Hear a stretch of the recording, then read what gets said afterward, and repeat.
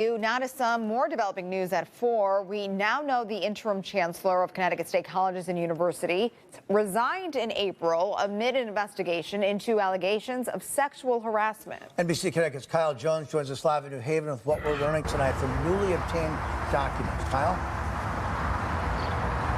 Well, Kevin and Amber, so what we are learning from these documents that were released as part of the investigation from the Connecticut State Colleges and Universities is that Chancellor John Maduko, he stepped down in April after he got word of that pending investigation. So CSCU released these documents, and after that was after a FOIA request that we submitted, and inside are dozens of text messages that appear to be from Maduko to a colleague.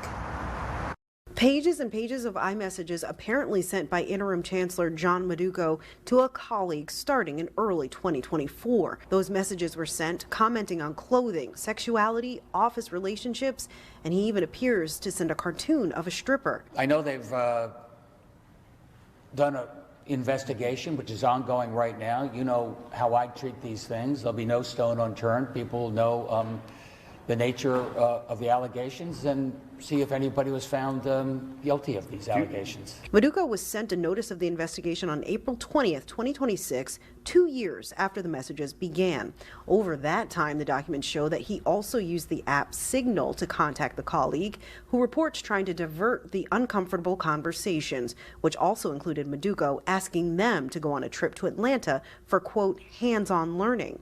Maduko stepped in as the interim chancellor, covering 17 Connecticut state colleges and universities after previous chancellor Terrence Chang stepped down. I think that, I think the frustrations are fair, and they deserve us to make sure that we get the right person in the right direction.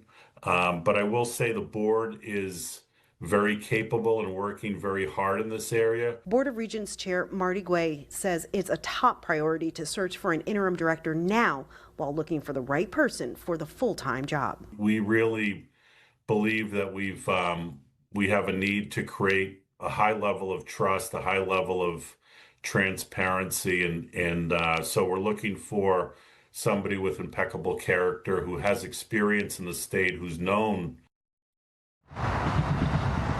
And so we did make attempts to reach John Maduko on this release from the Connecticut State Colleges and Universities, this investigation report that came from them. And so we were not able to reach him, but we do have a post that he posted on LinkedIn 2 weeks ago saying, quote, this past year has brought a level of challenge and personal strain that is difficult to fully put into words. The weight of professional responsibility combined with deeply personal health and family-related circumstances created a level of stress that required honest reflection and difficult decisions. He made that statement around the time that he stepped down. And again, he stepped down on April 23rd, and that was April 24th, and that was one day after he was placed on administrative leave on April 23rd.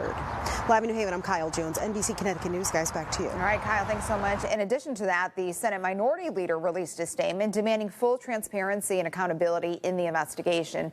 Senator Stephen Harding went on to say, quote, the CSCU system is listless and leaderless. It is a crisis that Governor Lamont owns.